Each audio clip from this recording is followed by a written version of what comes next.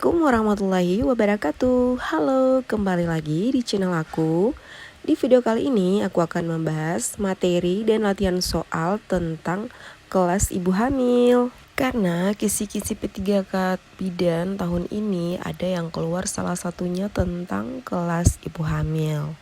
Oke, jadi langsung saja kita ke materinya. Pengertian kelas ibu hamil.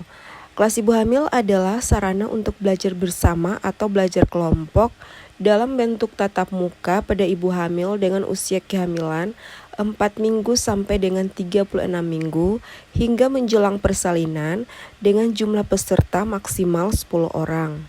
Selanjutnya, keuntungan kelas ibu hamil.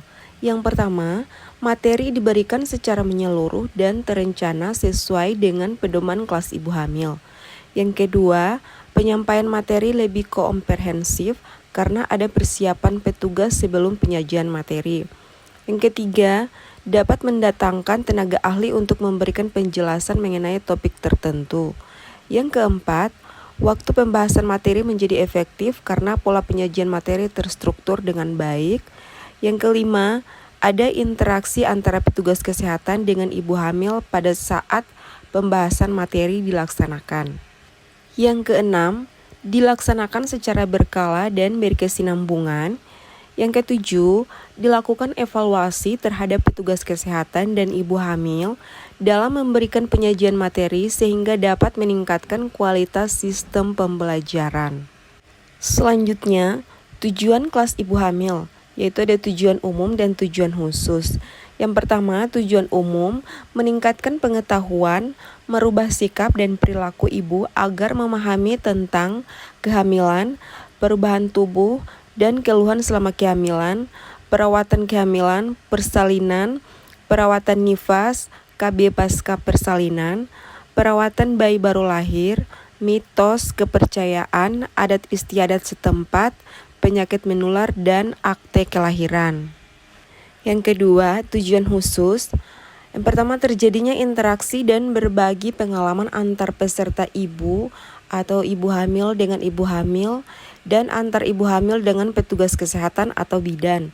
Yang kedua, meningkatkan pemahaman, sikap dan perilaku ibu hamil tentang kehamilan, perawatan kehamilan, persalinan, perawatan nifas, KB pasca persalinan, perawatan BBL, mitos, penyakit menular, dan akte kelahiran. Kemudian yang D, sasaran kelas ibu hamil. Peserta kelas ibu hamil sebaiknya ibu hamil pada umur kehamilan 4 sampai dengan 36 minggu. Karena pada umur kehamilan ini kondisi ibu sudah kuat, tidak takut terjadi keguguran, efektif melakukan senam hamil. Kemudian jumlah peserta kelas ibu hamil maksimal sebanyak 10 orang setiap kelas. Suami atau keluarga ikut serta minimal 1 kali pertemuan sehingga dapat mengikuti berbagai materi yang penting. Misalnya materi tentang persiapan persalinan atau materi lainnya. Selanjutnya pelaksanaan kelas ibu hamil. Yang pertama, fasilitator dan narasumber. Fasilitator kelas ibu hamil adalah bidan atau petugas kesehatan yang telah mendapat pelatihan fasilitator kelas ibu hamil dan setelah itu diperbolehkan untuk melaksanakan fasilitas kelas ibu hamil. Dalam pelaksanaan kelas ibu hamil, fasilitator dapat meminta bantuan narasumber menyampaikan materi bidang tertentu. Narasumber adalah tenaga kesehatan yang mempunyai keahlian di bidang tertentu untuk mendukung kelas ibu hamil. Selanjutnya, sarana dan prasarana. Sarana dan prasarana yang diperlukan untuk melaksanakan kelas ibu hamil yaitu ruang belajar untuk kapasitas 10 orang peserta, kira-kira ukuran 4x5 meter dengan ventilasi dan pencahayaan yang cukup. Yang kedua, alat tulis menulis, buku KIA, lembar balik kelas ibu hamil, buku pedoman pelaksanaan kelas ibu hamil, buku pegangan fasilitator, alat peraga yang berisi KB kit, food model, boneka, dan lain-lain. Kemudian tikar, karpet atau matras, bantal, kursi, kemudian buku senam hamil atau CD senam hamil. Oke, sekarang kita masuk ke materi kelas ibu hamil. Materi kelas ibu hamil yang diberikan yaitu pada 4 kali pertemuan. Pertemuan pertama, pertama kita menjelaskan dan perkenalan peserta terlebih dahulu. Pertemuan pertama yaitu pemeriksaan kehamilan agar ibu dan janin sehat. Yang dibahas yaitu apa itu kehamilan, tanda kehamilan, perubahan tubuh dan emosional selama hamil, keluhan yang sering dialami, hal yang harus dihindari selama hamil, mitos, persiapan persalinan, kemudian evaluasi, yaitu untuk meningkatkan pengetahuan para ibu hamil, kemudian dilanjutkan dengan kesimpulan, lalu senam hamil. Jadi teman-teman bisa screenshot tentang pertemuan-pertemuan ibu hamil ini. Jangan sampai di soal nanti muncul pada pertemuan ke-1 dibahas tentang apa seperti itu. Jadi teman-teman bisa di screenshot ya. Lanjut pertemuan kedua. Jadi sebelum memulai materi pertemuan kedua, kita mereview dulu materi dari pertemuan pertama. Jadi pertemuan kedua ini materinya yaitu persalinan yang aman, nifas nyaman, ibu selamat, dan bayi sehat. Di antaranya tanda-tanda awal persalinan, inisiasi menyusui dini, kemudian KB pasca salin, pelayanan dan perawatan masa nifas, menjaga ibu dan bayi tetap sehat, hal-hal yang harus dihindari ibu bersalin dan nifas, kemudian mitos, dilanjutkan dengan evaluasi, kesimpulan, dan senam hamil.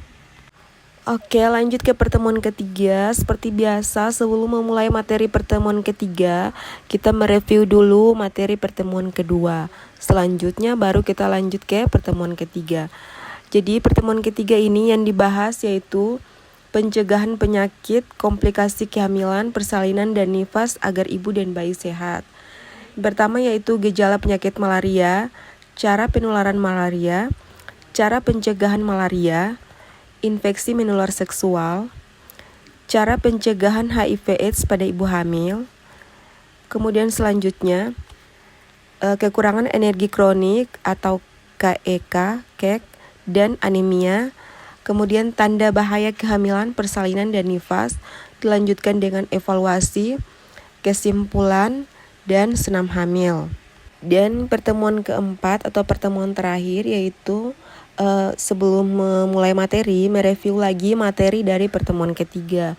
Dan selanjutnya materi pertemuan keempat yaitu pencegahan penyakit, komplikasi kehamilan, persalinan, dan nifas agar ibu dan bayi sehat, yaitu tanda bayi lahir sehat, perawatan bayi baru lahir, pelayanan neonatal 6 jam sampai 28 hari, tanda bahaya pada bayi baru lahir dan cacat bawaan, perawatan metode kanguru atau PMK, posisi menyusui yang benar, pemberian imunisasi, menjaga bayi tetap sehat, mitos, dan akte kelahiran. Selanjutnya evaluasi, kesimpulan, dan senam hamil. Oke, sekarang kita masuk ke latihan soalnya. Nomor 1, sarana untuk belajar bersama atau kelompok dalam bentuk tatap muka pada ibu hamil dengan usia kehamilan 4-36 minggu hingga menjelang persalinan disebut A. Ruang KIA, B. Posyandu, C. Kelas balita, D. Kelas ibu hamil, dan E. Kohor. Nah ini sudah jelas dan sudah tepat kalau ini merupakan pengertian dari kelas ibu hamil. Jadi jawaban yang tepat adalah yang D.